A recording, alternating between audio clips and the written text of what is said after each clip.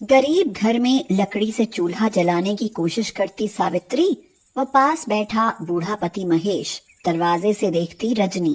गरीब की रसोई भी आफत से कम नहीं, चूल्हा जलाने में ही घंटों लग जाते हैं।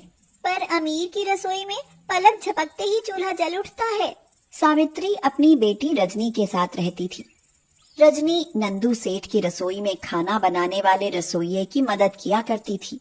रजनी नंदू सेठ की आलीशान रसोई देखते हुए सोचती है, मॉडर्न गैस चूल्हा, oven, toaster, air fryer, dishwasher, अलमारी जैसा बड़ा फ्रिज, स्वर्ग में भी ऐसी रसोई ना होगी। रजनी यह सोच ही रही होती है कि तभी सेठानी आयशा आ जाती है। सुनो, आज डिनर में palak paneer, special mutton curry, Tunnu के लिए खीर और मीठे में गुलाब जामुन बनेगा।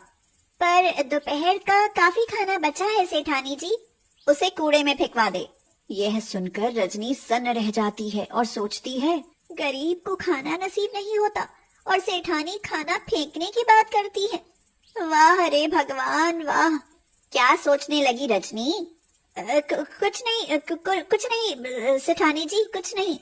तो चलो रात के खाने की तैयारी पर लग जाओ।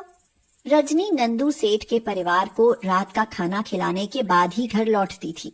उस दिन सबके लिए खाना लगाती है तो नंदू सेठ खाना खाने से मना कर देता है। आप खाना क्यों नहीं खा रहे हैं?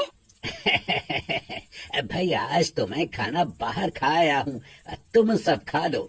यह सुनकर आयशा रजनी की तरफ देखते हुए कहती है, आज तुम यहीं डिनर करके घर जाना रजनी। जी सेठानी जी। इनका तो रोज रोज का यही काम है, बाहर से खाना खाकर चले आते हैं। रजनी घर आती है तो देखती है कि उसकी माँ सावित्री चूल्हे पर रोटियां सेक रही है और बीमार पिता महेश पास बैठा है।